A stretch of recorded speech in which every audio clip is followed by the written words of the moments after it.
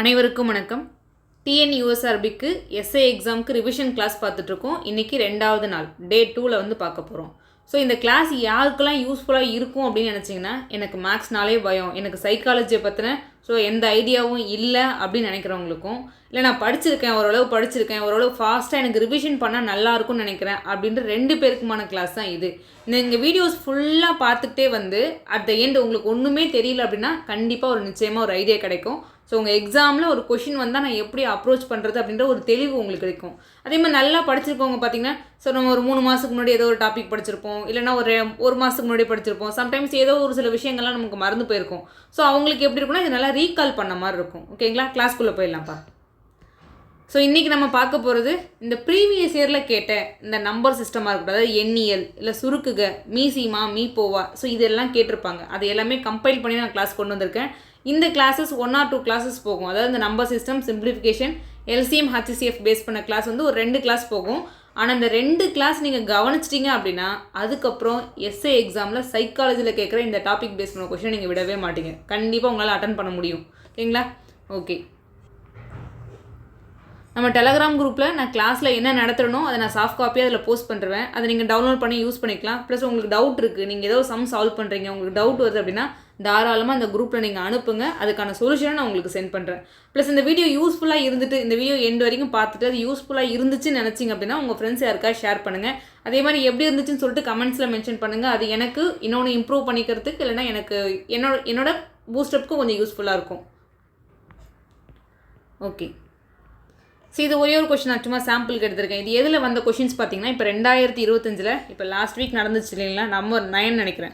So அதில் அந்த PC எக்ஸாமில் கேட்ட ஒரு கொஷின்ஸ் இது பிசி எக்ஸாமில் தானே கேட்டால் எனக்கு வராது அப்படின்றது கிடையாது. இந்த மாதிரி கேட்டுட்டால் நம்ம எப்படி போடுறது, ஸோ அதுக்காக நான் சும்மா சாம்பிளுக்கு மட்டும் இந்த கொஷினை கொண்டு வந்திருக்கேன். இப்போ 72 அடுக்கு குறியீடு என்ன அப்படின்னு கேட்குறான்ப்பா. அடுக்கு குறியீடுனா இந்த நம்பரை நான் என்ன பண்ணணும், ஸோ இந்த மாதிரி ஈக்குவலண்ட்டாக அதை பிரித்து எழுதணும் அப்படின்றது தான் விஷயம். இப்போ நான் இந்த மாதிரி பிரித்து எழுத கற்றுக்கிட்டேன் அப்படின்னா எல்சிஎம், ஹச்சிசிஎஃப் ரொம்ப ஈஸி. ஓகேங்களா, நான் அடுத்து உங்களுக்கு பின்னாடி சொல்லித்தர போகிறேன். அதுவும் உங்களுக்கு ரொம்ப ஈஸியாகும். இதே மாதிரி பிரித்து எழுத கற்றுக்கிட்டோம் அப்படின்னா சிம்பிளிஃபிகேஷனும் நமக்கு ரொம்ப ஈஸி. சரி, நான் எப்படி பிரித்து எழுதுறது, எனக்கு ரொம்ப கஷ்டமாக இருக்கே அப்படின்னு பார்த்தீங்கன்னா, இப்போ 72ன்னு இருக்கு இல்லையா, நல்லா பாருங்கள் 72. ஸோ நீங்கள் ஆப்ஷன்லேருந்தும் எலிமினேட் பண்ணலாம். ப்ளஸ் எப்படி பிரித்து எழுதுன்றதும் நான் சொல்கிறேன் உங்களுக்கு. இப்போ 72 எனக்கு ஒரு நம்பர், நான் பிரித்து எழுதணும். இப்போ டேபிள் தெரிஞ்சவங்க என்ன பண்ணுவாங்கன்னா டேரெக்டாக 9 × 8ன்னு பிரிப்பாங்க. 9 × 8 72 அப்படின்னு சொல்லுவாங்க. எனக்கு டேபிள்னாலே கஷ்டம், நான் என்ன பண்ணுறது அப்படின்னு கேட்டிங்கன்னா, இந்த கடைசியில் இருக்கிற டிஜிட்டை போய் பாருங்கள். கடைசியில் இருக்கிறது இரட்டைப்படையாக இருந்தால், இல்லை 0ன்னு இருந்தால், இந்த கடைசி இருக்க டிஜிட் அப்படின்றது 0 இல்லைனா இரட்டைப்படை அப்படி இருந்தால் அந்த கொடுக்கப்பட்ட நம்பர் 2ஆல் வகுப்படும். எனக்கு வேறு வாய்ப்பாடே தெரியாதுங்க, நான் 2வது வாய்ப்பாடு மட்டும் தான் எனக்கு தெரியும் அப்படின்னா கூட இதை மட்டும் அப்ரோச் பண்ணுங்கள். கடைசியில் என்ன இருக்குன்னு பாருங்கள், 72ன்னு இருக்குது. அதை நான் பிரித்தேன் அப்படின்னா நான் எப்படி பிரிப்பேன், எனக்கு தெரிஞ்சவங்க இப்படி பிரிப்பாங்க, எனக்கு கஷ்டமாக இருக்குதுன்னு நினைக்கிறவங்க 36 × 2ன்னு பிரிப்போமா. ஸோ இப்போ பாருங்கள் 36 அப்படின்றது இன்னும் கொஞ்சம் அதை விட சின்ன நம்பராக மாதிரி இருக்குது. இல்லை எனக்கு இது நமக்கு பிரிக்க தெரிஞ்சால் 9 × 4ன்னு பிரிக்கலாம். இல்லை எனக்கு அதை விடையும் டேபிள் தெரியல, நான் என்ன பண்ணுறது அப்படின்னு பார்த்தீங்கன்னா, இதை இன்னமும் நீங்கள் ஸ்ப்ளிட் பண்ணுங்கள். இது எப்படி ஸ்ப்ளிட் பண்ணலாம், 18 × 2, அப்புறம் இந்த 2 கீழே இறக்கிக்கோங்க. சரிங்களாப்பா. இப்போ அடுத்து இந்த 18 எப்படி எழுதலாம், ஸோ 9 × 2, 18ன்றது ரொம்ப சின்ன நம்பர் தானே, 9 × 2, அப்புறம் இங்கே ஒரு 2, இங்கே ஒரு 2 இருக்காங்க. இப்போ இந்த 9 எப்படி எழுதலாம், 3². இங்கே பாருங்கள், இது ஒரு 2^1, 2^1, 2^1 இருக்கதா இருக்கட்டும். இந்த மாதிரி பெருக்கல்ல 2 இருந்துச்சு அப்படின்னா பவரை நம்ம ஆட் பண்ணிப்போம். அப்போது 1 + 1 + 1 எவ்வளோப்பா, 3. அப்போது 2^3 அப்படின்றது இதுக்கு ஈக்குவலண்ட் ஃபார்மு. அப்போ 3² 2³ யாருப்பா, எங்கே இருக்காங்க பாருங்கள், சாரி 3² 2³ இங்கே இருக்காங்க பாருங்கள், இங்கே 3³ இருக்காங்க. ஸோ அவங்க கிடையாது. அப்போது ஆப்ஷன் டி மிக சரியான ஆன்சர். எனக்கு ஓரளவு டேபிள்லாம் தெரியும், நான் ஏன் இவ்வளோ தூரம் பிரிக்கணும் அப்படின்னு நினச்சிங்கன்னா, எடுத்த உடனே 9 × 8ன்னு பிரிக்க போகிறீங்க. ஓகேங்களா. 9 நம்ம எப்படி எழுதுவோம், 3² எழுதுவோம். 8 எப்படி எழுதுவோம், 2³ 8 அப்படின்றது நமக்கு தெரியும். அப்போ பார்த்த உடனே 3² 2³ எழுதிடுவோம். ஓகேங்களா. சரி, வெரி ஈஸி ஒன், இதை மிஸ் பண்ணுறாதீங்க. இப்போ நான் ஒரு எக்ஸாம்பிளுக்கு வேறு நம்பர் உங்களுக்கு போட்டு காமிக்கிறேன். இப்போ உங்கள் ஒரு 4 நம்பர் வந்து நான் ஒரு சாம்பிளுக்கு எழுதியிருக்கேன். இதை நான் எப்படி பிரித்து எழுதலான்னு பாருங்களேன். ஸோ நீங்கள் எழுதக்கூடியது அப்படின்றது எப்படி இருக்கணும்னு நான் சொல்கிறேன் பாருங்கள். ப்ரைம் நம்பர், எனக்கு ப்ரைம் நம்பர் தான் என்னென்னு தெரியாதே அப்படின்னு பார்த்தீங்கன்னா, ஒரு நம்பர் 1ஆலையும் ப்ளஸ் அதே நம்பராலையும் வகுப்பட்டுச்சு அப்படின்னா அதுதான் ப்ரைம் நம்பர். ஓகேங்களா. இப்போ எக்ஸாம்பிளுக்கு நான் ஃபஸ்ட்டு ஒரு 10 நம்பர்ஸ் மட்டும் சொல்கிறேன், இதை மட்டும் பார்த்து வச்சுக்கோங்க, மோஸ்ட்லி இதுக்குள்ளே தான் வரும். ஸோ 2 3 5 7 ஸோ 11 ஓகேங்களா. ஒரு 5 நம்பர் வச்சுக்கோங்களேன். இதை பற்றின ஃபுல் கான்செப்ட் அப்படின்றது நம்ம தனியாக கிளாஸில் கொடுத்துருக்கோம். இப்போ நம்ம லாஸ்ட் டைமில் இருக்கும்போது நமக்கு ஒன்றுமே தெரியலனா ஒரு பயம் வந்துடும். அதனால் நான் யாருக்கும் பயமுறுத்த வரல. அட்லீஸ்ட் நமக்கு மேக்ஸிமம் எப்படி அட்டன் பண்ணுறது, இந்த ஷார்ட் டைம் டூரேஷனில் இருக்கிறத கற்றுக்கிட்டு நான் எப்படி அட்டன் பண்ணுறது, அதுக்கான வழியை தான் நான் சொல்லிட்டு இருக்கேன். இப்போ பாருங்கள், ப்ரைம் நம்பர் அப்படின்றது 2 3 5 7 11. இதை ஞாபகம் வச்சுக்கோங்களேன். ஒரு நம்பர் 1 ஓகேங்களா, 1 அந்த சேம் நம்பரால் வகுப்படுச்சு அப்படின்னா அது எல்லாமே ப்ரைம் நம்பர். இப்போ 2 பாருங்கள், 1ஆல் வகுப்படும் ப்ளஸ் 2ஆல் மட்டும்தான் வகுப்படும். 2 வேறு எந்த நம்பரால் வகுப்படுமா? படாது ஓகேங்களா. ஸோ அப்படி இருக்கிறது தான் ப்ரைம் நம்பர். அப்போ நம்ம பிரிக்கும்போது ப்ரைம் நம்பர் வரிசையில் தான் பிரிக்கணும் அப்படின்றது தெரிஞ்சுக்கோங்க. ஃபஸ்ட்டு நான் நம்பரை பிரிக்கணும். இப்போ எனக்கு என்ன தெரியுது, 16 3 48ன்னு இந்த நம்பரை நான் எடுத்து எழுதுவேன். இல்லை எனக்கு ரொம்ப கஷ்டமாக இருக்குது, எனக்கு அப்படிலாம் தெரியல அப்படின்னா நான் என்ன சொல்லியிருக்கேன், அந்த கடைசி டிஜிட் அப்படின்றது இரட்டைப்படை. நல்லா பாருங்கள், அந்த லாஸ்ட் அந்த யூனிட் டிஜிட்னு சொல்லுவாங்க, கடைசி இலக்கம் அப்படின்றது இரட்டைப்படை. அப்படி இல்லைனா 0வாக இருந்துச்சு அப்படின்னா கண்டிப்பாக 2ஆல் வகுப்படும் ஓகேங்களா. அப்போது நான் பிரித்து எழுதும்போது இன்னும் என்ன பண்ணலாம், ஸோ 24 × 2ன்னு கூட எழுதலாம். எனக்கு தெரியலப்பா நான் என்ன பண்ணுறதுன்னா இப்படி எழுதலாம், 24 × 2 48. அதாவது இந்த நம்பரை நான் 2ஆல் வகுத்தா எனக்கு 24 கிடைக்கும். அப்போ 24 × 2 48ன்னு எனக்கு தெரியும். எனக்கு தெரிஞ்சவங்க 16 3 48ன்னு எழுதுவோம். அதுக்கப்புறம் 16 நம்ம எப்படி எழுதலான்னு பாருங்கள். இப்போ கொஞ்ச நேரத்துக்கு முன்னாடி தான் பார்த்தோம், 2 கியூப் அப்படின்றது 8. அப்போ 2 கியூப் அப்படின்றது 8. அது கூட இன்னும் 2 போய் நான் பெருக்கணும் அப்படின்னா எனக்கு என்ன கிடைக்கும், 8 × 2 16. அப்போ இதுக்கு பதிலாக நான் 2⁴ எழுதுவேன். 2⁴ × 3 இப்படி ஈஸியாக எழுதிடுவேன். இல்லை எனக்கு கஷ்டமாக இருக்குங்க அப்படின்னா அடுத்து இங்கே 24க்கு வந்துருங்க. 24 நம்ம எப்படி பிரிக்கலாம், ஸோ 12 × 2 24. அடுத்து இங்கே ஒரு 2 இருக்காங்க, அப்படியே எழுதிக்கோங்க. அடுத்து இந்த 2 எப்படி எழுதலாம், ஸோ 6 × 2ன்னு எழுதுவோம். இது ரொம்ப ஈஸி தான், 3 12ன்னு கூட பிரிக்கலாம். 3 × 4. அடுத்து 2, அந்த 2 அப்படியே இருப்பார். இப்போ பாருங்கள், இங்கே ஒரு 2², இங்கே 2 இருக்கார். அப்போ இங்கே ஒரு 2². அப்போ இது நான் மொத்தத்தையும் நான் எப்படி எழுதுவேன், 2⁴ எழுதுவேன். அப்போ 2⁴ × 3 அதுக்கு ஈக்குவலன்ட் ஃபார்ம் வந்துச்சா. அதாவது இந்த மெத்தட் நான் எதுக்கு சொல்கிறேன் அப்படின்னா, எனக்கு ஒன்றுமே தெரியாது, எனக்கு 2வது வாய்ப்பாடு மட்டும் தான் தெரியுன்றவங்க இதை யூஸ் பண்ணிக்கோங்க. ஆனால் மோஸ்ட்லி நமக்கு எல்லாருக்குமே ஒரு 2 டிஜிட் நம்பர்லாம் தெரியும் ஓகேங்களா. ஸோ 16 3 48, 16 2 கியூப் எனக்கு 8ன்னு தெரியும். ஒரு 8 கூட இன்னும் 2 பேருக்குனா 16 வருவார். அப்போ 2⁴ தான், 2⁴ × 3 அப்படின்றது இந்த 48க்கு ஈக்குவலன்ட் ஃபார்மு. இந்த மாதிரி பிரித்து எழுத கற்றுக்கணும். பிசி எக்ஸாமில் தானே கேட்டாங்க, எனக்குலாம் என்ன கேட்டுற போகிறான்னு நினச்சோம் அப்படின்னா நமக்கு வந்தால் ஸோ நமக்கு ஒவ்வொரு மார்க்கும் நம்ம போஸ்டிங் டிசைட் பண்ணணும். அப்போ ரொம்ப கேர்ஃபுல்லாக இருங்க. அதுக்கப்புறம் பாருங்கள், இது பார்த்த உடனே தெரிஞ்சவங்க என்ன சொல்லுவாங்கன்னா 12² அப்படின்னு சொல்லுவாங்க. பார்த்த உடனே 12²ன்னு தெரியும். இல்லை எனக்கு அதெல்லாம் கஷ்டமாக இருக்குங்க, எனக்கு அதெல்லாம் தெரியாது அப்படின்னா நம்ம என்னப்பா பண்ண போகிறோம், 2ஆல் பிரிக்க போகிறோம். 2ஆல் எப்படி பிரிக்கலாம், ஸோ 7 2 14, 2 2 4. அப்போ 72 × 2 எவ்வளோப்பா, 144. இப்போ கொஞ்ச நேரத்துக்கு முன்னாடி தானே 72 நம்ம பிரித்தோம். எப்படி பிரித்தோம், ஆக்சுவலி இப்போ தான் பிரித்து காமிச்சதால நான் திரும்ப போடல. எப்படி பிரித்தோம், 2 கியூப் × 3². 2 கியூப் அப்போ 72க்கு மட்டும் 2 கியூப் × 3². அப்புறம் ஒரு 2 இருக்காங்க கரெக்டாக. இப்போ பாருங்கள், ஸோ 2 கியூப் 8. இப்போ இது கூட ஒரு 2 ஆட் பண்ணோம் அப்படின்னா அது இது எப்படி எழுதுவோம் அப்படின்னா 2 கியூப் × 2. பேஸு சேமாக இருக்கும், பெருக்கல் இருக்கும்போது பவர் அப்படியே ஆட் பண்ணிப்போம். அப்போ 3². அப்போ இதையும் நம்ம எப்படி எழுத போகிறோம், 2⁴ × 3². இப்போ பார்த்தீங்கன்னா 2⁴ அப்படின்றது 16. 16 × 9 144 வந்துடும் ஓகேங்களா. அப்போ தெரியாதவங்க இந்த மாதிரி பிரித்து எழுத கற்றுக்கோங்க ஃபஸ்ட்டு. அதுக்கப்புறம் இதை நம்ம எப்படி எழுதலாம், 14 × 4 56ன்னு சொல்லுவோமா, நம்ம எல்லாருமே சொல்லுவோம் இல்லையா, 14 4 56. இல்லை எனக்கு அதெல்லாம் வரல அப்படின்னா 28 × 2 56. அதுக்கப்புறம் ஒவ்வொன்றா பிரிச்சுக்கிட்டு வாங்க. அதுக்கப்புறம் இந்த 14 எப்படி பிரித்து எழுதலாம், 7 × 2. இந்த 4 எப்படி எழுதலாம், ஸோ 2². அப்போது 7 × 2 கியூப்னு எழுதலாம். ஸோ புரியுதாப்பா. அடுத்து பாருங்கள், 7ன்றது என்னது, அது ப்ரைம் நம்பர் தான். நானும் சொல்லியிருக்கேன் அட்லீஸ்ட் 1லேருந்து இந்த 10க்குள்ளே இருக்க ப்ரைம் நம்பரை வச்சுக்கோங்கன்னு சொல்லியிருக்கேன். ஏன்னா அதை தாண்டிலாம் கஷ்டமாக கேட்க மாட்டான்ப்பா. ஸோ உங்களுக்கு நிச்சயமாக ஈஸியாக தான் கேட்பான். ஏன்னா உங்களுக்கு அடுத்தடுத்த லெவல் இன்னும் ஃபிசிக்கல் அப்படின்றதுலாம் ஒரு டஃப்பான லெவல் இருக்குது. அதனால் ஃபஸ்ட் ரவுண்டில் அப்படின்றது எடுத்தோடனே ரொம்ப ஏலியன் லெவல் சம்மெல்லாம் வைக்க மாட்டான். ரொம்ப ஈஸியாக எளிமையாக வைப்பான். இந்த கொஷின் வந்தால் நான் இப்படி அப்ரோச் பண்ணணும் அப்படின்னு ஒரு தெளிவு இருந்துட்டால் உங்களுக்கு போதும். இப்போ அடுத்து பாருங்களேன், ஒரு நம்பர் 117ன்னு இருந்துச்சு. இப்போ பாருங்கள் 117 இருந்துச்சு. இந்த நம்பர் பார்த்தா கடைசி நம்பர் வந்து 0வாகவும் இல்லை, இரட்டைப்படையாகவும் இல்லை. இப்படி இருந்துட்டால் நான் என்ன பண்ணுறது, அப்படி இருந்தால் 3வது வாய்ப்பாடால் வகுப்படுதா, ஸோ 9ஆல் வகுப்படுதா, இல்லை 7ஆல் வகுப்படுதான்னு பாருங்கள். கடைசி டிஜிட் ஜீரோவா இல்லைனா இரட்டைப்படையாக இருந்தால் அது ரெண்டால் வகுப்படுதான்னு பார்க்க சொல்லியிருக்கேன். அதாவது ஒவ்வொரு நம்பரால் வகுப்படுறதுக்கும் டிவிசிபிலிட்டி ரூல் அப்படின்றது நிறைய இருக்கும்ப்பா. ஈவன் நான் கிளாஸ்லேயே நிறைய எடுத்திருக்கேன், நம்ம யூடியூப்லேயே இருக்குது. ஆனால் இந்த டைமில் நம்ம ப்ரெஷர் ஏற்றிக்க தேவையில்லை. ஜஸ்ட்டு லாஸ்ட் டைம் பார்க்குறீங்க, ஏன்னா உங்களுக்கு ரொம்ப டஃப்பாக கேட்க மாட்டான். அந்த லாஸ்ட் யூனிட் டிஜிட்டை பார்க்குறோம், ஒற்றைப்படையாக இருக்குது. 3ஆல் வகுப்படுதா, 7ஆல் வகுப்படுதா, 9ஆல் வகுப்படுதா, அவ்வளோதான் மாற்று. இப்போ நான் அந்த 3ஆல் வகுப்படுதான்னு பார்க்குறேன். என்ன இருக்குது, 117 இருக்குது. 3ஆல் வகுத்தனா எனக்கு என்னப்பா கிடைக்கும், 3 9 இருக்கும், ரிமைனிங் 2 9 3 27. அப்போ 39 × 3 யாருப்பா வராரு? ஸோ 117 வராங்க எனக்கு. அப்புறம் 39 நான் எப்படி பிரிப்பேன்? ஸோ 13 × 3 39. இந்த 3 ஒன்று வருமா, அதை அப்படியே வச்சுக்கோங்க. அப்போ 13 × 3² வரும். இப்போ பாருங்கள், 13 3² எவ்வளோ? இப்போ 9. அப்போ 13 × 9 எவ்வளோன்னு பார்த்தீங்கன்னா 117. ஸோ அவ்வளோதான்ப்பா. அப்போ ஒரு நம்பரை எப்படி பிரிக்கிறது அப்படின்றது நம்ம ஈஸியாக தெரிஞ்சுக்கிட்டோம். இவ்வளோ ஈஸியான நம்பர் தான் உங்களுக்கு கேட்பாங்க. சரி, நான் வெறும் இந்த 72க்காக மட்டும் இவ்வளோ எக்ஸாம்பிள்ஸ் சொல்கிறேன்னு நினச்சிக்காதீங்க. HCF LCM அப்படின்றது நான் வெறும் இதே மாதிரி நம்பரை பிரித்து கொடுத்தே உங்களுக்கு சொல்லி கொடுத்துருவேன். நம்ம ஒவ்வொரு தடவையும் இந்த டானா வகுத்தல் போடுறதும் ஒன்று தான், இதை போடுறதும் ஒன்று தான். ரொம்ப ஈஸி. ஒரு நம்பரை 2ஆல் வகுப்படுமான்னு பார்க்க போகிறீங்க, இல்லைனா 3ஆல் வகுப்படுமான்னு பார்க்க போகிறீங்க. ஸோ உங்களுக்கு 4 டிஜிட் நம்பரு, அதாவது இப்போ 4 ஒரு 1324 இல்லை 987 இவ்வளோ பெரிய நம்பர்லாம் கொடுக்க மாட்டான். ரொம்ப சிம்பிளாக 2 டிஜிட்டில் முடிச்சிருவான்ப்பா உங்களுக்கு. அதனால் இந்த மெத்தட் யூஸ் பண்ணிக்கோங்க, ரொம்ப எஃபிஷியண்ட்டாக இருக்கும். ஸோ நெக்ஸ்ட் ஒன், இப்போ கொஷினுக்குள்ளே போயிடலாம். இதுதான்ப்பா 2023 டிபார்ட்மெண்ட் எக்ஸாமில் கேட்ட கொஷின்ஸ். இப்போ ஒரு ஸ்டேட்மெண்ட் கொடுத்துருக்கான், ரெண்டாவது ஸ்டேட்மெண்ட் கொடுத்துருக்கான். இதில் எது கரெக்டு எது தப்புன்னு கொஷின் கேட்குறான். இப்போது the additive inverse of -32 is -32 அப்படின்னு சொல்லிட்டான். அதாவது அந்த -32 கூட்டல் எதிர்மறை அப்படின்றது -32. அது வந்து சரியான வாசகமாக இருந்ததுன்னா நம்ம சரின்னு சொல்லணும், இல்லைனா தப்பு. அதே மாதிரி -10 நம்ம 2ஐயும் போட்டு பெருக்கணும் அப்படின்னா உங்களுக்கு 20ன்றது கிடைக்கும்னு சொல்கிறான். அது சரின்னு இருந்துச்சுன்னா 2 சரி, இல்லைனா 2 தப்புன்னு சொல்ல போகிறோம்.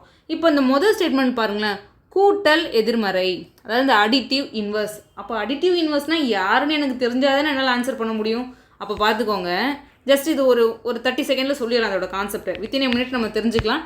இது ஏன் நான் சொல்லணும் அப்படின்னு பார்த்தீங்கன்னா, இந்த மாதிரி வந்தால் பார்க்கறதுக்கு வந்து ஸ்டேட்மெண்ட் கஷ்டமாக இருக்க மாதிரி இருக்கும். ஆனால் ரொம்ப ஈஸி, இதெல்லாம் விட்டு வந்துடவே கூடாது, அப்படியே போட்டு வந்துடணும். இப்போ பாருங்கள், அடிட்டிவ் இன்வர்ஸ் இங்கிலீஷில் பார்த்தீங்கன்னா ஒரே வார்த்தை தான்ப்பா, அடிட்டிவ் இன்வர்ஸ். தமிழில் பார்த்தீங்கன்னா என்ன சொல்லுவோம் அப்படின்னா, இவன் கூட்டல் எதிர்மறைன்னு சொல்லியிருக்காங்களா, இவன் என்ன சொல்லியிருக்கான்? ஸோ கூட்டல் எதிர்மறை. இப்போ இதோட கான்செப்டுக்கு தமிழில் பொறுத்த வரைக்கும் கூட்டல் எதிர்மறை, கூட்டல் எதிர்மாறு, இல்லை கூட்டல் நேர்மாறு அப்படின்னு சொல்லுவாங்க. இங்கிலீஷில் பொறுத்த வரைக்கும் இந்த ரெண்டுத்துக்கும் சேர்த்தே ஒரே அர்த்தம் அடிட்டிவ் இன்வர்ஸ் அப்படின்னு சொல்லுவாங்க. சரி, அடிட்டிவ் இன்வர்ஸ்னால் என்ன அப்படின்னு பார்த்தீங்கன்னா, ஏதோ ஒரு நம்பர் இருக்கும்ப்பா. இப்போ அவன் கொடுத்துருக்க கொஷினில் -32ன்னு சொல்லியிருக்கான். கரெக்டாக அவன் என்ன சொல்லி -32 கூட்டல் எதிர்மறை -32ன்னு சொல்கிறான்.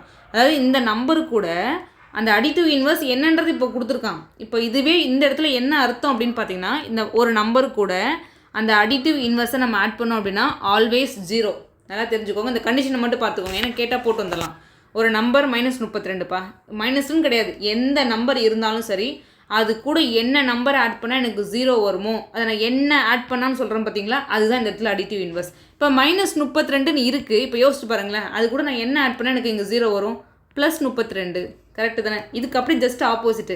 இங்கே என்னன்னாலும் இருந்துட்டு போட்டு எனக்கு பிரச்சனையே கிடையாது. இப்போ வந்து +17 இருக்குன்னு வச்சுக்கோங்களேன், நான் என்ன ஆட் பண்ணால் எனக்கு 0 வரும்னு பாருங்களேன், -17. சிம்பிள், அவ்வளோதானப்பா. இங்கிலீஷில் ரொம்ப ஈஸிப்பா. அவன் என்ன கொடுத்துருக்கானோ அதுக்கு ஆப்போசிட்டில் அந்த சிம்பிள் எடுத்துக்க போகிறீங்க, அந்த நம்பரை ஜஸ்ட் ஆப்போசிட்டில் எடுத்துக்க போகிறீங்க. அவன் +17 கொடுத்தா -17, -32 கொடுத்தா +32, அதுதான் அடிட்டிவ் இன்வர்ஸ். அதுவே தமிழ் என்ன பண்ணுவாங்க அப்படின்னு பார்த்தீங்கன்னா, கூட்டல் எதிர்மறை இல்லைனா கூட்டல் நேர்மாறு இப்படின்னு கொடுப்பாங்க. ஆனால் நம்ம கன்ஃபியூஸ் ஆகவே தேவையில்ல. அவன் என்னன்னாலும் கொடுத்துட்டு போட்டோம். -12ன்னு கொடுத்துருக்கானா, +12, +5 கொடுத்துருக்கானா, -5. அவன் என்னன்னாலும் நம்பர் எவ்வளோ பெரிய நம்பர் கொடுத்தாலும் இதுதான்ப்பா. இப்போ பாருங்கள், -32 அடிட்டிவ், அதாவது அடிட்டிவ் இன்வர்ஸ் ஆஃப் த -32 என்பது இஸ்னா ஈக்குவல்ட்டுன்னு அர்த்தம், நியர்லி. ஓகேங்களா? -32ன்னு சொல்லியிருக்கான். இப்போ அதனால் நம்ம கொஞ்ச நேரத்துக்கு முன்னாடி பார்த்தோம், ஒரு நம்பரோட அடிட்டிவ் இன்வர்ஸ் அப்படின்றது அந்த நம்பருக்கு ஜஸ்ட் ஆப்போசிட்டாக எடுத்துக்கோங்கன்னு சொல்லியிருக்கேன். அப்போ -32க்கு ஆப்போசிட் யாருப்பா? +32 அப்படின்றது தான் கரெக்டு. ஆனால் இவன் என்ன சொல்லியிருக்கான்? -32. அப்போ இவர் தப்பு. ஸோ ஒன்று வந்து கண்டிப்பாக தப்பு. அடுத்து பாருங்களேன், -10 × 2. நல்லா பாருங்கள், -10 × 2. மைனஸால் எந்த நம்பரை பெருக்கினாலும் மைனஸ் தான் வரும். 10 × 2 20. அப்போ நமக்கு என்ன கிடைக்கும்? -20. ஆனால் இங்கே என்ன கிடைச்சிருக்கு? +20. அப்போ 1 மற்றும் 2 ரெண்டுமே தவறு.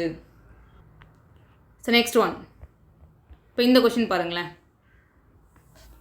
இதில் என்ன கொடுத்துருக்கான்னு பாருங்களேன். ஸ்பிளிட் 64 into 3 parts, அதாவது 64 என்ற எண்ணை பெருக்கு தொடர் வரிசையில் அமைந்த 3 எண்களின் பெருக்கற்பலனாக எழுதுக அப்படின்னு சொல்லியிருக்காங்க. இப்போ இந்த இடத்துல பாருங்கள், பெருக்கு தொடர் வரிசைன்னு சொல்கிறாங்க. ஃபஸ்ட்டு நம்ம அந்த வரிசைனா என்னென்னு தெரியணும். ஒரே விஷயந்தான், ஓகேங்களா, வேறு எதுவுமே கிடையாது. மொத்தம் இருக்கிற சீரீஸ்லேயே பார்த்தீங்கன்னா ஒன்று அரித்மெட்டிக் ப்ராக்ரஷன், அதாவது கூட்டுத்தொடர் அப்படின்னு சொல்லுவாங்கப்பா. என்ன சொல்லுவாங்க? கூட்டுத்தொடர். ஸோ ஏபி அப்படின்னு சொல்லுவாங்க. இன்னொன்று வந்து ஜிபி, பெருக்கத்தொடர் ஜாமெட்ரிக் ப்ராக்ரஷன். இவங்க 2 பேருக்கு என்ன தான் அப்படி வித்தியாசம் இருக்கும் அப்படின்னு பார்த்தீங்கன்னா, இப்போ பாருங்களேன், இப்போ 5, ஸோ 7, 9, 11 இப்படி போகுதுன்னு வச்சுக்கோங்களேன். இப்போ இந்த இடத்துல என்ன நடந்திருக்கு? இப்போ இதோட டிஃப்ரென்ஸ்னால் என்னென்னா, பெரிய நம்பர்லேருந்து சின்ன நம்பரை மைனஸ் பண்ணி சொல்கிறது தான் டிஃப்ரென்ஸ். அது ஓகேங்களா? அதோட வித்தியாசம் அப்படின்றது. அப்போ 7 5 போனால் 2, 9 7 போனால் 2, ஸோ 11 9 போனால் என்னப்பா 2. அப்போது எப்போலாம் இந்த டிஃப்ரென்ஸ் சேமாக இருக்கோ அந்த தொடர் அப்படின்றது அரித்மெட்டிக் ப்ராக்ரஷன், அதாவது ஏபியில் இருக்காங்கன்னு அர்த்தம், கூட்டுத்தொடரில் இருக்காங்கன்னு அர்த்தம். இப்போ இதுவே நான் ஒரு நம்பர் சொல்கிறேன் பாருங்களேன். ஸோ 8, ஓகேங்களா, ஸோ 16, 32 இப்படி ஒரு சீரீஸை சொல்கிறேன். இப்போ இந்த இடத்துல பாருங்கள், இது ரெண்டுத்துக்குள்ள டிஃப்ரென்ஸ் நம்ம ஃபஸ்ட்டு எடுத்தோடனே டிஃப்ரென்ஸ் தான் பார்க்க போகிறோம். அதாவது பெரிய நம்பர்லேருந்து சின்ன நம்பரை மைனஸ் பண்ணுறோம். 8ல் 4 போச்சுன்னா 4, 16ல் 8 போனால் எவ்வளோப்பா 8, அடுத்து 32ல் 16 போச்சுன்னா 16. இது ஒன்றும் டிஃப்ரென்ஸ் சேமாகவே வரலையே. அப்போ இந்த சீரீஸ் பெருக்கு தொடரில் இருக்காங்களா நம்ம போய் பார்க்கணும், ஓகேங்களா. பெருக்கு தொடருக்கு என்ன கண்டிஷன் அப்படின்னா, இங்கே என்ன சொன்னேன், ஜஸ்ட் அந்த 2வது நம்பர்லேருந்து மொதல் நம்பரை மைனஸ் பண்ணுங்கள், அதாவது அந்த பெரிய நம்பர்லேருந்து சின்ன நம்பரை மைனஸ் பண்ணுங்கன்னு சொல்லிட்டேன். இப்போ என்ன சொல்கிறேன் அப்படின்னா, அந்த ஃபஸ்ட்டு 2 நம்பர் எடுக்கிறீங்க அப்படின்னா அந்த 2வது நம்பர், அதாவது second term divide by first term அப்படின்னு வகுத்துருங்கன்றேன். 8ல் 4 போனால் 8 4 போய் அடித்தா நமக்கு எவ்வளோப்பா வரும்? 2ன்னு கிடைக்குமா? இது வந்து ரேஷியோ அப்படின்னு சொல்லுவாங்க. இதை வந்து டிஃப்ரென்ஸ் டி அப்படின்னு சொல்லுவாங்க. இதை காமன் ரேஷியோ ஆர் அப்படின்னு சொல்லுவாங்க. 16/8 அடிச்சு போட்டால் எவ்வளோப்பா வரும்? ஸோ 16/8 இதை அடிச்சு போட்டால் என்ன வரும்? 2. காமன் ரேஷியோ பாருங்கள். அப்போ காமன் ரேஷியோ இங்கேயும் 2ன்னு வருது, இங்கேயும் 2ன்னு வருது. அடுத்து இங்கே பாருங்களேன், ஸோ 32/16 இதை நமக்கு அடிச்சு போட்டால் என்னப்பா கிடைக்கும்? 2. அப்போ காமன் ரேஷியோ அப்படின்றது 2 2 2 வந்துச்சு அப்படின்னா அந்த சீரீஸ் தான் ஜாமெட்ரிக் ப்ராக்ரஷன், வேறு எதுவுமே கிடையாது. இப்போது நான் நம்பரை பிரிக்கிறதுலாம் கஷ்டமே படாதீங்க, உங்கள் ஆப்ஷனுக்கு போயிடுங்க. இந்த மாதிரி கொஷினுக்கு என்ன பண்ணணும்? ஆப்ஷனுக்கு போயிடணும். எரேஸ் பண்ணிடுறேன். உங்கள் ஆப்ஷனில் போயிட்டு பெருக்கு தொடராக யார் யாரெல்லாம் இருக்கான்னு பாருங்களேன். 2வது நம்பர் மொதல் நம்பரை வகுக்கிறோம். ஸோ 4/1 நமக்கு ரேஷியோ எவ்வளோப்பா? 4 தான். 16/4 என்னது? 16/4 இதை அடிச்சு போட்டால் எவ்வளோப்பா? ஸோ 4 தான். அப்போ இவர் பெருக்கு தொடரில் இருக்கார், கரெக்டுங்களா? அடுத்து பாருங்கள், இந்த நம்பரை போய் செக் பண்ண போகிறேன். என்ன பண்ண போகிறேன்? நமக்கு நல்லா தெரிஞ்சிச்சுன்னா இந்த மாதிரி போட மாட்டோம், பார்த்தோன்னே போட்டுடலாம். ஜஸ்ட் நான் உங்களுக்கு எக்ஸ்பிளைன் பண்ணுறதுக்காக சொல்கிறேன். ஸோ 4/2 இந்த 2 நம்பருக்கு எடுக்கிறேன், ரேஷியோ எவ்வளோப்பா? 2. அடுத்து இந்த 2 நம்பருக்கு எடுக்கிறேன், 6/4 இதுக்கு அடிச்சு போட்டால் என்ன வரும்? 3 2 6 2 2 4 இதுக்கு வேறு ரேஷியோ வருது, இதுக்கு வேறு ரேஷியோ இருக்குது. அப்போ இவர் ஜாமெட்ரிக் ப்ராக்ரஷன் கிடையாது. அடுத்து இங்கே பாருங்களேன், 3/2ன்னு கிடைக்கும். அதுக்கு அடுத்து இது வந்து ஃபஸ்ட்டு 2 நம்பருக்கு கண்டுபிடிக்கிற ரேஷியோ. அடுத்து இந்த 2 நம்பருக்கு கண்டுபிடிங்க, 8/3ன்னு இருக்கும். அப்போ இது வேறு ரேஷியோ, இது வேறு ரேஷியோ. அப்போ இவரும் ஜாமெட்ரிக் ப்ராக்ரஷன் கிடையாது. அடுத்து இங்கே வந்துடுங்க. ஸோ 4/2 இந்த 2வது number divide by first number அடிச்சு போட்டால் என்னப்பா? ஸோ 2ன்ற ரேஷியோ. அடுத்து இந்த நம்பருக்கு வந்துடுங்க, 8/4 இதை அடிச்சு போட்டால் என்ன வரும்? 2. அப்போ இதுலேருந்து எனக்கு என்ன தெரியுது அப்படின்னா, இந்த 2 நம்பருமே பெருக்கு தொடரில் தான் இருக்காங்க, ஓகேங்களா. இன்னும் ஒரு விஷயத்தை போய் நம்ம செக் பண்ணணும். அவங்கள நம்ம பெருக்கி பார்த்தோம் அப்படின்னா 64 வருதான்னு பார்க்கணும், ஓகேங்களா. 16 × 4 64. ஸோ 8 நாங் 32, 32 × 2 எவ்வளோப்பா? 64. அதாவது இந்த கொஷினை பொறுத்த வரைக்கும் option A and D both are correct, ஓகேங்களா. இப்போ இதுலேருந்து நமக்கு என்ன தெரியணும்? ஒரு நம்பர் அரித்மெட்டிக் ப்ராக்ரஸ் சீரீஸில் எப்படி இருப்பார்? ஜஸ்ட்டு டிஃப்ரென்ஸை பார்த்தா அரித்மெட்டிக்கு. அதே 2வது நம்பரும் மொதல் நம்பரையும் போட்டு நம்ம வகுத்து ஒரு ரேஷியோ காமனாக வந்தாங்க அப்படின்னா அதுதான் ஜாமெட்ரிக் ப்ராக்ரஷன். அவ்வளோதான், சிம்பிள். வேறு எதுவுமே தெரிஞ்சுக்க வேண்டிய அவசியம் கிடையாது. Next one. இப்போ இந்த கொஷினுக்கு வந்துருங்களேன். ஒரு சிட்டியில், ஒரு நகரத்தில் உள்ள மொத்த மக்கள் தொகையில் 7/20 பங்கு பெண்கள் அப்படின்னு சொல்கிறாங்க. 1/4 பங்கு குழந்தைகள் எனில் மொத்த மக்கள் தொகையில் ஆண்களின் பங்கு பின்னம் என்ன அப்படின்னு கொஷின் கேட்குறாங்க. அப்போ நம்மளாம் புரிஞ்சுக்கணும். எப்படி புரிஞ்சுக்கணும்? இப்போ ஒரு ஊரில் இருக்காங்கப்பா, இதில் வந்து ஆண்களும் இருப்பாங்க, பெண்களும் இருக்காங்க, அப்புறம் குழந்தைகளும் இருக்கிறதா நம்ம எடுத்துக்கணும், சரிங்களா. இவன் என்ன சொல்லிட்டான்? 7/20 பெண்கள், 1/4 குழந்தைகள், ஓகேங்களா. ஆண்களின் பங்கு என்ன? அது பின்னத்தில் சொல்லுங்கள், ஃப்ராக்ஷனில் சொல்லுங்கன்னு சொல்லிட்டான், ஓகேங்களா. இதை நான் எப்படி எடுத்துக்கணும்னு சொல்கிறேன் பாருங்கள். நேற்று நான் ஒரு விஷயம் சொல்லியிருப்பேன். எப்போதுமே நம்ம ஒரு விஷயத்தை எடுத்துக்கிறோம் அப்படின்னா ஸோ ஆல்வேஸ் 100% அப்படின்னு சொல்வேன். என்ன சொல்லியிருக்கேன்?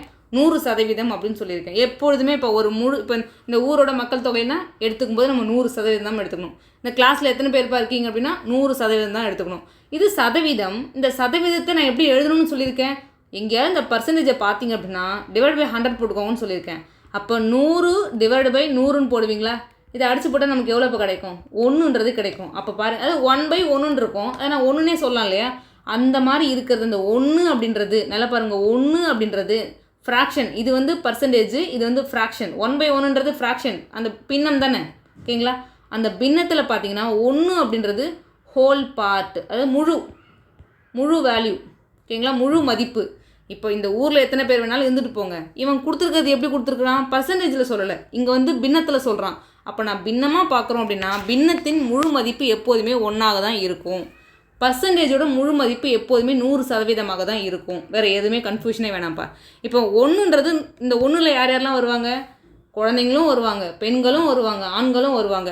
இப்போ இதில் நான் என்ன சொல்கிறான்? 7/20 அதாவது உமன் அப்படின்னு சொல்லிட்டான். அப்போ 7/20 அந்த பெண்களை மைனஸ் பண்ணுறேன். அதுக்கப்புறம் பாருங்களேன், 1/4 சில்ட்ரன். இதுலேருந்து நல்லா பாருங்கள், இந்த 1லேருந்து நான் யாரெல்லாம் மைனஸ் பண்ணுறேன்? இது வந்து உமன். அதுக்கப்புறம் யாருப்பா? 1/4 யாருப்பா? சில்ட்ரன். மொத்தம் இருக்கிறதே ஆண்கள், பெண்கள், குழந்தைகள். இதில் பெண்களையும் குழந்தைங்களையும் நான் மைனஸ் பண்ணிடுறேன். அப்போ இந்த 1லேருந்து இது ரெண்டுத்தையும் மைனஸ் பண்ணிட்டா எனக்கு யார் கிடைப்பாங்க? ஆண்கள் கிடைப்பாங்களா? ஸோ அவ்வளோதான். இப்போ பாருங்களேன், இங்கே யாருமே இல்லைன்னா கீழே யார் இருக்கதா அர்த்தம்? 1 இருக்கதா தான் அர்த்தம். இப்போ இதுக்கு எல்சிஎம் எடுத்தோம் அப்படின்னா கீழே 20 வருவாங்க, ஓகேங்களா? எல்சிஎம் எடுக்கிறதுக்கு நான் தனியாகவே நான் சொல்கிறேன். இப்போ இங்கே எல்சிஎம் எடுத்தேன் அப்படின்னா கீழே 20 வருவாங்க. இப்போ இங்கே 20 ஆக்கணும். இங்கே நல்லா பாருங்கள், இங்கே கீழ் பகுதியை 20 ஆக்கணும்னு என்ன பண்ணணும்? மேலேயும் கீழேயும் நான் 20ஆல் பெருக்கணும். இப்போ 20ஆல் பெருக்கலாமா? ஸோ இந்த 7 அப்படியே வச்சுக்கலாமா? இப்போ நான் இந்த இடத்துல 20 ஆக்கணும், என்ன பண்ணணும்? மேலேயும் கீழேயும் 5ஆல் பெருக்கணும். ஸோ 5ஆல் பெருக்கலாமா? -5. ஸோ /20. இதுலேயும் 20 இருக்கும், இதுலேயும் 20 இருக்கும், இதுலேயும் 20 இருக்கும். அப்போ பொதுவான ஒரு 20. அப்புறம் பாருங்கப்பா, 7 5 மைனஸில் இருக்காங்க இல்லையா? -12. அப்போ 20 - 12. ஸோ /20. 20ல் 12 போனால் நமக்கு எவ்வளோ கிடைக்கும்? ஸோ 8/20. இப்போது உங்கள் ஆப்ஷனில் 8/20னே ஒரு ஆன்சர் இருந்தால் நம்ம அப்படியே சூஸ் பண்ணிக்க போகிறோம். இல்லை அப்படின்னா இதை கேன்சல் பண்ணி இதுக்கு ஈக்குவலன்ட் ஃபார்ம் என்ன அப்படின்னு பார்த்தீங்கன்னா 2 நாள் 8, 5 நாள் 20. அதுவே 2/5ன்னு சொன்னாலும் கரெக்டு தான். அவன் 8/20ன்னு கொடுத்தா அப்படியே சூஸ் பண்ணிக்கோங்க. இல்லை இன்னும் சிம்பிளிஃபை பண்ணி போட்டிருக்கான் அப்படின்னா இந்த மாதிரி அடிச்சு போடுங்க. 2 நாங்க 8, 5 நாங்க 20. ஓகே, நெக்ஸ்ட் ஒன்ப்பா. இப்போ பாருங்களேன், இது எல்லாமே டிபார்ட்மெண்டல் எக்ஸாமில் கேட்டது தான். இந்த 2023 கொஸ்டின் பேப்பர் எடுத்து பார்த்தாலே தெரியும், எல்லாமே அதில் கேட்டது தான். இப்போ பாருங்கள், இந்த மாதிரி ஒரு சிம்பிளிஃபிகேஷன் கேட்டான்ப்பா. நான் என்ன பண்ணுறது? எனக்கு சிம்பிளிஃபிகேஷனே வராதுங்க, நான் என்னவாங்க பண்ணுறது அப்படின்னு பார்த்தீங்கன்னா, போர்ட் மாஸ்னு ஒரு ரூல் இருக்கும். ஜஸ்ட் இந்த வார்த்தையை மட்டும் கேள்விப்பட்டுக்கோங்க. போர்ட் மாஸ்னு ஒரு ரூல் இருக்கும். இது என்ன அப்படின்னா, வேறு எதுவுமே நீங்கள் யோசிக்காதீங்க, நான் சொல்கிறது மட்டும் ஃபாலோ பண்ணிக்கோங்க. இது வந்து ப்ராக்கெட்ப்பா, ஓகேங்களா? அதாவது இந்த மாதிரி ஒரு குறி போட்டிருந்தாலோ, இல்லை இந்த மாதிரி போட்டிருந்தாலும் சரி, இல்லை இந்த மாதிரி போட்டிருப்பாங்க, அவன் எதுனாலும் போட்டும். ஸோ இந்த மாதிரி ப்ராக்கெட்டை குறிக்கிறது. ஸோ பி அப்படின்றது. ஓனா ஆஃப் அப்படின்னு அர்த்தம். ஆஃப்னா பெருக்கல் தான் அர்த்தம். நல்லா பாருங்கள், ஆஃப்னாலும் பெருக்கல், என்னப்பா மல்டிப்ளிகேஷன் தான் அர்த்தம். டினா டிவிஷன். டிவிஷன்றது யார்? வகுத்தல். எம்னா மல்டிப்ளிகேஷன். ஏன்றது அடிஷன், ப்ளஸ் போடுறது. எஸ்னா சப்ராக்ஷன், மைனஸ். நல்லா பாருங்கள், நம்ம எப்படி ப்ரிஃபரன்ஸ் கொடுக்கணும் அப்படின்னா, எனக்கு தெரியல, நான் தப்பாக போடுறேன் அப்படின்னு நினச்சிங்கன்னா இந்த ஒரு வார்த்தையை மட்டும் எழுதி வச்சுக்கோங்க. ஃபஸ்ட்டு ப்ராக்கெட்டு, அதுக்கப்புறம் ஆஃபு. இப்போ ஃபார் எக்ஸாம்பிள் 8/3 × 5 இருக்குன்னு வச்சுக்கோங்களேன். இப்போ நான் ஆஃப்னாலும் பெருக்கல் தானே சொல்கிறேன். இப்போ நான் என்ன சொல்கிறேன்? ஆஃப்னாலும் பெருக்கல் தான்ப்பா சொல்கிறேன். இதுவும் பெருக்கல் தான். அப்போ நான் என்ன பண்ணக்கூடாதுன்னா 5 3 15, 15 8 120 இப்படி பெருக்கக்கூடாது. நான் பெருக்க வேண்டிய வேல்யூ இந்த ஆஃப் இருக்கக்கூடிய இடத்த தான். 8 3 24, 24 × 5. இப்போ இந்த இடத்துல வந்து எப்படி பெருக்கினாலும் ஆன்சர் ஒரே ஆன்சராக வருது. ஆனால் எல்லா கொஷினுக்கும் அப்படி சேம் ஆன்சராக வரமாட்டாங்க. சம்டைம்ஸ் தப்பாக வருவாங்க. இந்த ப்ரொசீஜர் வைஸ் போனால் தான் கரெக்டாக வருவாங்க. ஒரு சில கொஷின்ஸ்க்கு வரும், நீங்கள் எப்படி பெருக்கி போட்டாலும் வந்துடும், எப்படி வகுத்து போட்டாலும் வந்துடும். நமக்கு என்ன தோணும்? நம்ம கரெக்டாக தான் போட்டிருக்கோம் அப்படின்னு தோணும். ஆனால் எல்லா இடத்துலையும் அது ஒர்க் அவுட் ஆகாது. அதனால் இந்த மெத்தடை தெரிஞ்சுக்கோங்க. ஒரே ஒரு வார்த்தை தான், போர்ட் மார்க்ஸ், அவ்வளோதானே, வேறு எதுவும் கிடையாது. இப்போது இங்கே ஏதாவது ப்ராக்கெட் இருக்கா? இப்போ இங்கே வந்துருங்கப்பா. ஃபஸ்ட்டு நான் சொல்லியிருக்க ப்ராக்கெட்டு ஆஃப் இருந்தால் ஆஃப்னாலும் பெருக்கல் தான். ஆனால் இதுக்கு ப்ரிஃபரன்ஸ் கொடுத்து தான் அதுக்கப்புறம் போகணும். டினா டிவிஷன், எம்னா மல்டிப்ளிகேஷன், ஏனா addition, S subtraction. Okay, first நான் சொல்லியிருக்கேன் 40 ப்ளஸ்ஸு ஒரு பெரிய ப்ராக்கெட்ப்பா. நல்லா பாருங்கள், அந்த பெருசுக்குள்ளே ஒரு 9 × 2 இருக்குப்பா. அப்புறம் ஒரு ப்ளஸ் போட்டிருக்காங்கப்பா. அப்புறம் இன்னொரு ப்ராக்கெட் இருக்குது. அப்புறம் 6 × 3 இருக்குது. அப்புறம் மைனஸ் போட்டிருக்கான். அப்புறம் 15 டிவிஷன் 5 இருக்குது. இப்போ இந்த ப்ராக்கெட்டை க்ளோஸ் பண்ணிட்டான், இப்போ இது க்ளோஸ் பண்ணிட்டான், இது க்ளோஸ் பண்ணிட்டான். இதோட க்ளோஸ் எங்கே இருக்குன்னு பாருங்கள், இங்கே இருக்குது. இங்கே ஒன்று வெளில ஒன்று இருக்குது பார்த்தீங்களா, இதோட க்ளோஸ் இங்கே இருக்குது. இப்போ எப்படி சிம்பிளிஃபை பண்ணுறேன்னு மட்டும் பாருங்கள். இப்போ நான் இந்த குட்டி குட்டி ப்ராக்கெட் இருக்கான் பாருங்கள், அங்கே வந்துருங்க. குட்டி குட்டி ப்ராக்கெட் இங்கே என்னப்பா வருவார், 6 3 18.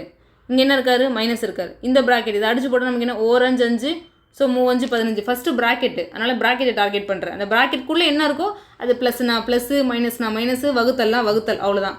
அப்போ 4 5 5 3 5 15. இப்போ பாருங்கள், இந்த ப்ராக்கெட்டை தாண்டி அடுத்து எந்த ப்ராக்கெட் இருக்கான், இந்த இவன் இருக்கான் பாருங்கள். ஓகேங்களா? அப்போ அடுத்து இப்படி இந்த ப்ராக்கெட் இருக்காங்க. இப்போ பாருங்கள், இங்கே வெளில என்ன இருக்கார், 9 × 2 இருக்கார், ஒரு பெருக்கல் இருக்கார், அப்புறம் ப்ளஸ்ஸு போட்டு இங்கே இருக்கார். நானே சொல்லியிருக்கேன் இங்கே இன்னும் ஒரு ப்ராக்கெட் இருக்காங்க நமக்கு தேவை. இப்போ பாருங்களேன், நான் திரும்ப கூட எழுதி காமிக்கிறேன் பாருங்களேன். இப்போ எனக்கு இப்படி இருக்காங்கப்பா, எப்படி இருக்காங்க, இப்படி இருக்காங்க.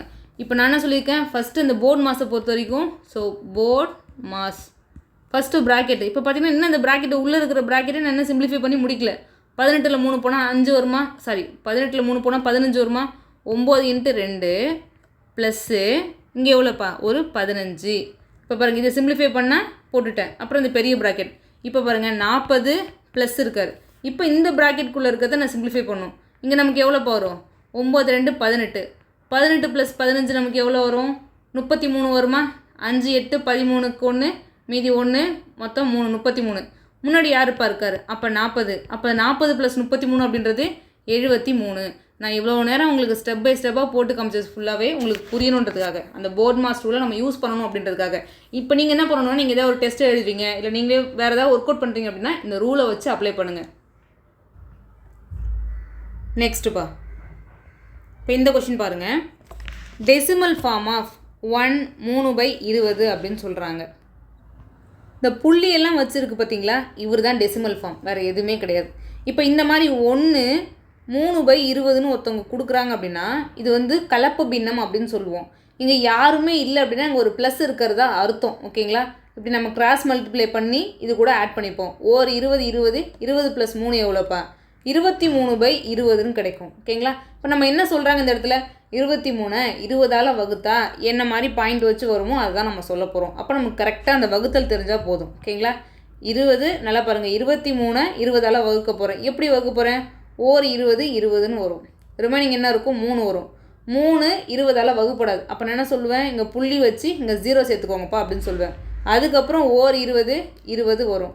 ரிமைனிங் எவ்வளோப்பா வரும், இந்த பார்த்தீங்கன்னா 10 வரும். இப்போ பாருங்கள், 10 20ஆல் வகுப்படாது, ஏன்னா 10 வந்து சின்ன நம்பர். இப்போ பாருங்கள், இங்கே புள்ளி ஆல்ரெடி இருக்குது, அதனால் நம்ம இன்னொரு 0வை சேர்த்துப்போம். இப்போ நம்ம எத்தனை டைம் வரும், 5 × 20 100ன்னு வரும். ஓகேங்களா?